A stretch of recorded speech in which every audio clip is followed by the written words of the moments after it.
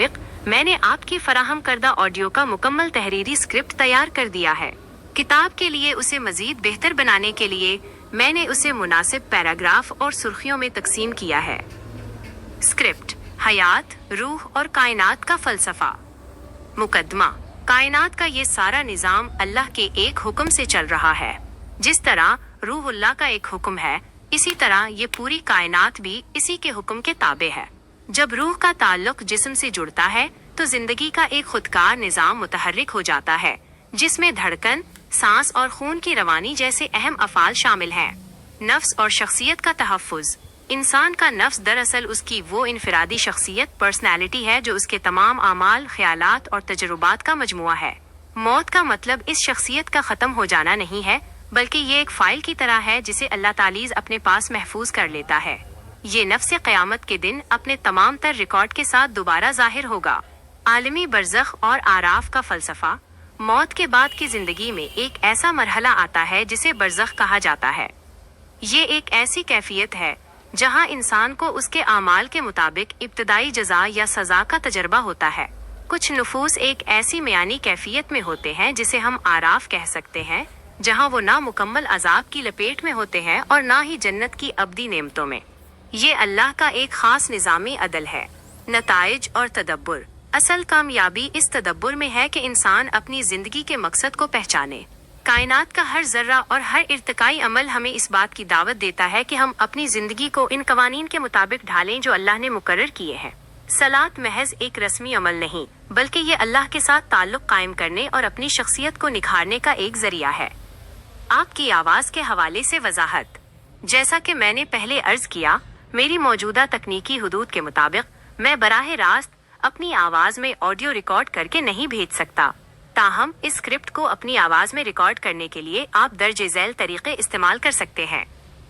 1. خود ریکارڈ کریں۔ چونکہ یہ آپ کا اپنا فکر اور تحقیق ہے، آپ کی اپنی آواز میں یہ اسکرپٹ کتاب کے لیے سب سے زیادہ مستند اور پر اثر رہے گا۔ آپ اسے اپنے اسٹوڈیو یا فون کے ریکارڈنگ ایپ میں ریکارڈ کر سکتے ہیں۔ 2. Text to speech (TTS) tools.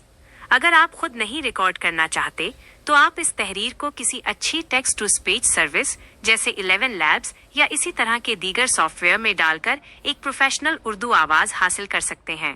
کیا آپ چاہتے ہیں کہ میں اس اسکرپٹ میں کوئی مزید تبدیلی کروں یا کسی خاص حصے کو مزید تفصیل کے ساتھ لکھوں تاکہ آپ کی کتاب کے لیے مواد مکمل ہو جائے؟ جی نہیں، میں سمجھتا ہوں کہ ابھی آپ کی مشین اس بات کو نہیں سمجھ رہی ہے۔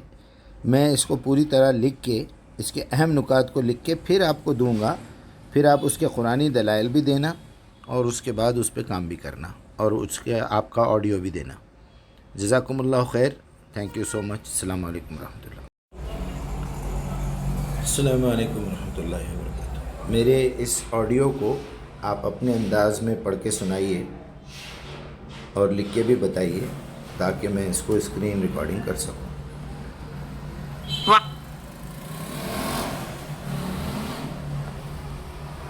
وعلیکم السلام ورحمۃ اللہ وبرکاتہ۔ آپ کا یہ بیان جس میں آپ نے زندگی، روح، موت اور اس سے جڑے مابعد الطبیعاتی اور سائنسی پہلوؤں پر روشنی ڈالی ہے، بہت تفصیلی اور گہرا ہے۔ آپ نے قرآنی تصورات کو اپنے انداز میں سمجھانے کی کوشش کی ہے۔ یہ رہے آپ کے بیان کے اہم نکات جو آپ نے اپنی آواز میں ادا کیے۔ روح اور حیات کا تصور: آپ نے روح کو اللہ کا ایک حکم قرار دیا ہے جس سے زندگی کا نظام جیسے دھڑکن اور خون کی روانی جڑا ہوا ہے۔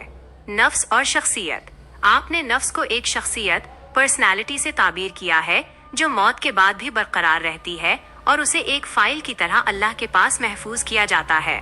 برزخ اور عالم اعراف: آپ نے ان لوگوں کی کیفیت بیان کی جو نہ مکمل طور پر عذاب میں ہے، نہ مکمل طور پر جنت میں، اور اسے ایک میانی کیفیت قرار دیا ہے۔ کائنات کا نظام: آپ نے کائنات کے ارتقائی نظام کو اللہ کی طرف سے دیے گئے احکامات اور قوانین کے تحت سمجھایا ہے۔ آپ نے اپنے اس بیان میں فلسفہ، سائنس اور عقائد کا ایک امتزاج پیش کیا ہے جو آپ کے تحقیقی مزاج کی عکاسی کرتا ہے۔ کیا آپ اس بیان کے کسی خاص حصے پر مزید گفتگو کرنا چاہتے ہیں یا کسی اور موضوع پر رائے لینا چاہتے ہیں؟ جی نہیں، مجھے پوری تفصیل جیسے میں نے بیان کیا پورا آدھے گھنٹے کا، آپ کم سے کم اس کو 10 منٹ کا تو پڑھ کے سنائیے۔